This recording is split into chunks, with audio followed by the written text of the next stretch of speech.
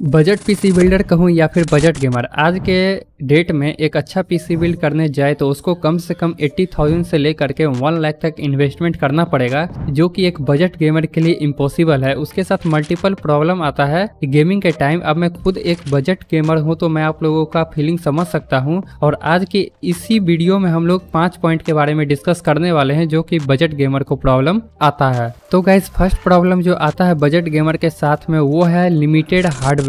For example मैं अपना बात करूँ तो मेरे डेस्कटॉप में GTX 1650 जैसा फुद्दू ग्राफिक्स कार्ड लगा हुआ है, और उसमें अगर मैं चाहूँ तो कोई भी high graphics AAA title game नहीं खेल सकता हूँ। अब उसके लिए मुझे अपना ग्राफिक्स सेटिंग को लो करना पड़ेगा, और ऊपर से ये भी नहीं है कि उसमें हमको ज़्यादा FPS मिलेगा या फिर नहीं मिलेगा, उसका भी एक कोई भरोसा नहीं है। इसके बाद सेकेंड प्रॉब्लम आता है पुअर अपग्रेड पाथ। अब कोई बंदा चीप पीसी बिल्ड करे, फॉर एग्जांपल 2025 में AMD के AM4 प्लेटफॉर्म पे या फिर इंटेल के 10th जनरेशन प्लेटफॉर्म पे, तो वो फ्यूचर में क्या ही अपग्रेड कर पाएगा। ऊपर से ये प्रॉब्लम है कि बजट गेमर जो भी बजट पीसी बिल्ड करता है तो वो अपने मदरबोर्ड में बहुत ज्यादा ही चिप आउट कर देता है। प्रोसेसर चलो ठीक ठाक ले लिया, लेकिन मदरबोर्ड में इतना चिप आउट कर देता है कि उस मदरबोर्ड में दोस्तों फ्यूचर में कोई अच्छा सा CPU भी अपग्रेड नहीं कर सकता, या फिर नया जनरेशन का अगर कोई प्रोसेसर आए तो वो भी अपग्रेड नहीं कर सकता है। अगर मैं बताऊं तो मैं i5 12 जनरेशन प्रोसेसर के साथ में Asus का H610 मदरबोर्ड लगाया हूं। अगर मैं इंटेल का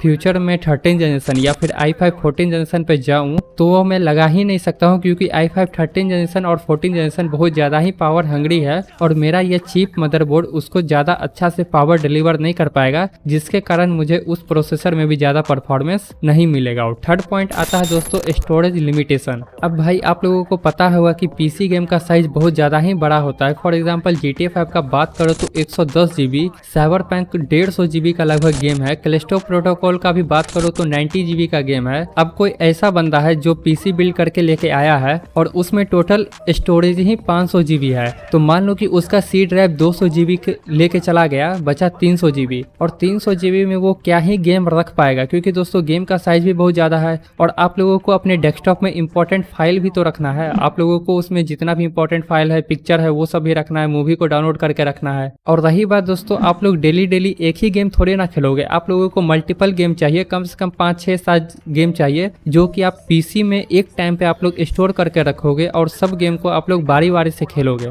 तो दोस्तों स्टोरेज भी एक मेन प्रॉब्लम आ जाता है बजट गेमर के साथ में। और इसके बाद दोस्तों सबसे इंपॉर्टेंट चीज आ जाता है थर्मल एंड पावर इशू। अब चीप पीसी में बंदा को स्टॉक कूलर ही यूज करेगा, वाटर कूलर परचेज करने का कैपेसिटी नहीं है, तो इस कारण उसका जो प्रोसेसर है ज्यादा हीट होगा। प्लस वो बंदा अपने चीप मदरबोर्ड पे i5 चला रहा है, तो उसके कारण उसके मदरबोर्ड का VRM सेक्शन भी हीट होगा, जिसके कारण दोस्तों उसका परफॉर्मेंस और भी घट जाएगा। प्लस पावर इशू प्रॉब्लम आता है। अब कोई बंदा 40,000 का पीसी बिल्ड ही कर रहा है तो इन्वर्टर पे 15-20 हजार तो भाई वो खर्चा करेगा ही नहीं इंडिया में। और प्लस आप लोगों को पता ही होगा कि इंडिया में पावर कट इशू कितना आता है। अब चलो इन्वर्टर पे इन्वेस्टमेंट ना करे, यूपीएस पे, तो यूपीएस कितना ही देर चल जाएगा, 2 से 3 मिनट में उसको अपना गेमिंग को बंद करना पड़ेगा। अगर मान लो कि अगर कोई बंदा एंजॉय कर रहा है गेम प्ले और उसको 2 से 3 मिनट में ही अपना गेम प्ले को बंद करना पड़ जा रहा है, तो आप सोच ही सकते हो उसके साथ कैसा बीत रहा होगा। और लास्ट पॉइंट दोस्तों आ जाता है कंप्रोमाइज गेमिंग एक्सपीरियंस। अब इतना कुछ होने के बाद में वो बंदा बेचारा गेमिंग क्या करे, 720p पे 1080p पे, वो भी दोस्तों उसको लो सेटिंग पे ही गेम प्ले करना पड़ेगा, वो भी 40 to 45 FPS मिलेगा,